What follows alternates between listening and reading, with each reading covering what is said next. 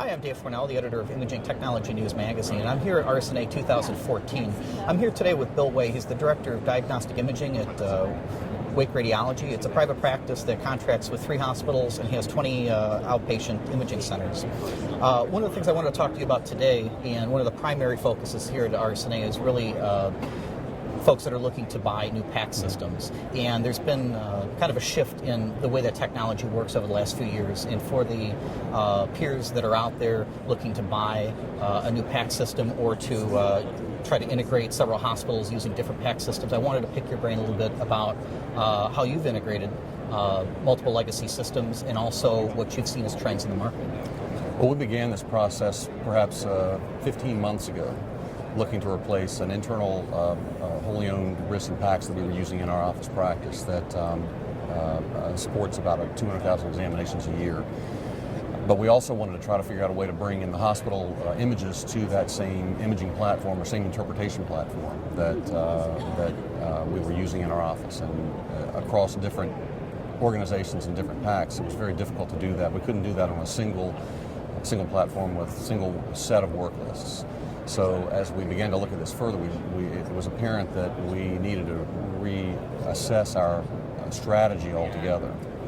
So rather than simply replace our RIS and PACS with a new RIS and PACS, we felt that we wanted to find a more independent or agnostic way to view the images from a variety of different locations, and ultimately decided on proceeding with VNA that we purchased about 3 or 4 months ago as a way to bring in images from a variety of different locations, whether it be hospital locations, private physicians' offices with whom we're contracting, and our own internal imaging that we were doing, and serve that all up to us, hopefully eventually through a single viewer that we are now in search of to capitalize upon the VNA technology that exists out there. In particular, the streaming technology, we believe, is going to help us a whole lot with image access and liquidity and availability that we presently don't have very easily. Yeah, with the VNA, that's one way to get better interoperability between several systems, because you had mentioned that the hospitals that you have, they have multiple PACS vendors. Right.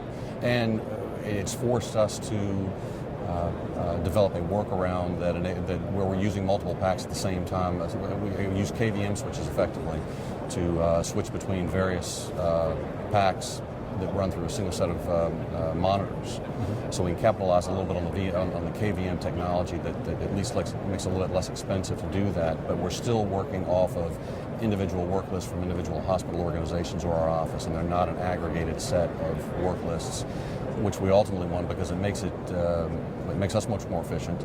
We can we'll be able to manage our metrics a whole lot better because we'll know what we're doing on a daily basis from all locations, mm-hmm. as opposed to gathering that information really on the back end from billing is where it's available to us right now. But then to load balance and distribute work in a subspecialty manner that we hope will further enhance our subspecialty model that we provide right now. As you know, there are days that are busy and days that are not busy, and some locations are and some locations are not. And I want to get my colleagues work. I want to get work to them as opposed to them searching for work outside of where they physically are located. And with the remote viewing systems and with the VNAs that you've obviously been out and you've shopped around for these systems, what have you seen out in the market? Are these commodities where they're all pretty much the same, or some have different service contracts? We have not gotten to the service contract level. What I'm finding is that the viewers are migrating towards a common appearance. They all have effectively the same features.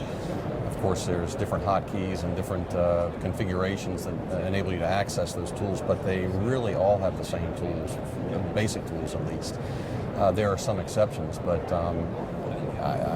I work closely with my IT staff, and what became apparent to me is that the viewer is not as important as the infrastructure to support it. And I'm beginning to defer to their judgment as to what they believe will enable our organization to best strategically accomplish our goals, enable the work to flow to us in a way that makes sense from a technical standpoint. The viewer itself is going to almost, I hate to say superfluous, but they're very similar in most respects. Our goal is to stay away from proprietary viewers because that basically locks us into where we were to where we'll be going in the future. We'd like to be as independent of that as possible. And With your peers that are out there from hospitals or from other radiology groups, what would be your advice or the process and the components that you would suggest that they take a look at and that they follow? For us, what really enabled our project to take off was making a decision about 3 or 4 months ago to purchase a VNA, because that basically forced the companies that provide viewers and full PACS solutions to say, we don't want your full PACS solution. What we want is your viewer. We may want your work list. We may not want your work list. We may want to go to an independent provider of work listing. But we have this VNA, and can you work with it or not? Because if you can, that's great. If you can't, we can't do business with you. And it really, our process really became very streamlined, and we began to make a lot of progress. We were for the first 10 months of the project, we were having a hard time. It was a chicken and egg sort of thing. We couldn't, we didn't know whether we were looking for a RIS PACS combination, just the PACS alone. The work list seemed to be inherent in the existing products. So you used the VNA as an anchor point? We used the VNA as an anchor point, and we have made great strides in the last 3 or 4 months because of that. It's really clarified the project and limited the scope of the project. And our strategy is to replace the viewer, and then once the viewer's in place, then look at and use our existing work lists, but then go back and closely analyze the work listing capability of our existing system and find something that's better.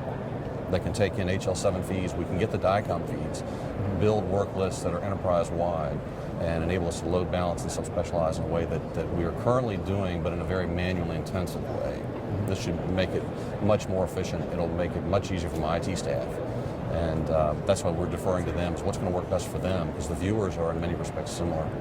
And then from the traditional aspect of PACS, where you had a siloed environment for radiology, and you had a cardiology department, they'd have a siloed environment for their imaging. Where do you think the future is going? And then from the traditional aspect of PACS, where you had a siloed environment for radiology, and you had a cardiology department, they'd have a siloed environment for their imaging. Where do you think the future is going? Do you think PACS, as we know it, up until the last couple of years, is obsolete, or do you think it's morphing? I think the world is changing quickly. I think with the advent of comprehensive EHRs, that a single point of access to all imaging information, whether it be DICOM or non-DICOM, is essential for the large EHR providers that are dominating the marketplace now. And it's going to be a lot easier for those organizations to manage their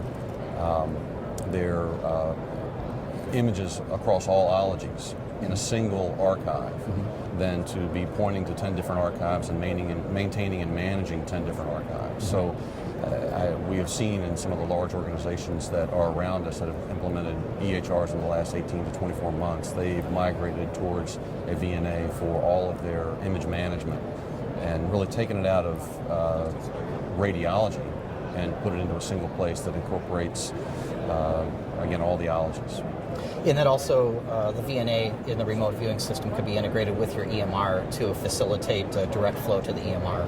Oh, sure, absolutely. And the vendor that we have chosen has wonderful tools to access HL7 information, I guess is what you're referring to be able to get what we need from the host organizations in order to interpret studies. All the access to the clinical information that we need to make an accurate interpretation, and then we have our imaging database to supplement that, so that we can not only look at the current examination, but we have the entire history across multiple organizations. What became apparent to me, quite interestingly, about 6 or 8 months ago, is that my billing office oftentimes knows more about my patients than I do, because they don't care where the images were read. Right. But if they were read in separate silos and you're in the wrong silo, you don't even know that those images were done at in the other silo.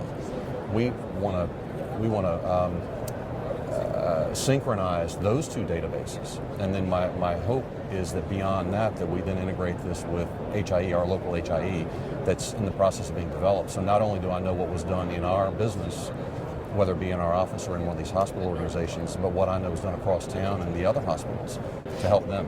And do you feel with the Accountability Act, with Stage 2, Stage 3 meaningful use, there's a lot of confusion? I know that on the show floor here the last couple of years at RSNA, there's been a lot of wayfinding, I think with the radiologists and with the vendors, and how do we get to the end game of what the Right. healthcare reform is supposed to have. Right. And it seems that that image is starting to gel now with these components. It's much of what we have experienced with meaningful use is that it wasn't designed for radiology, and we have tried to pigeonhole the process to meet the existing demands of meaningful use. We're hopeful that meaningful use for radiology will change. I mean, we are by far and away the most wired specialty in the practice of medicine. We have connectivity that has been in existence for a decade before many people, while most people are still on paper. So we're hopeful that we can achieve meaningful use ourselves in a paradigm that actually is meaningful. That, in my opinion, that's what's missing. Our goal right now is to do what we can to facilitate our referring clinicians to get them to meaningful use, because we've got the information.